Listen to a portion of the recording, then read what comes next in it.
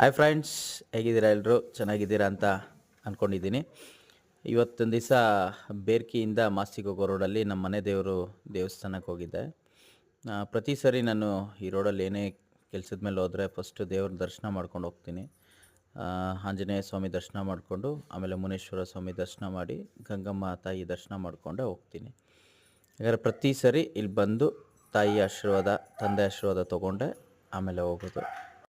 ನನ್ನೆಲ್ಲ ವೀಡಿಯೋಸ್ಗೆ ಲೈಕ್ ಮಾಡಿ, ಕಮೆಂಟ್ ಮಾಡಿ, SV ಲಾಗ್ಸ್ನ ಸಬ್ಸ್ಕ್ರೈಬ್ ಮಾಡ್ಕೊಳ್ಳಿ. ಪಕ್ಕದಲ್ಲಿರೋ ಬೆಲ್ ಐಕಾನ್ ಒತ್ತಿ.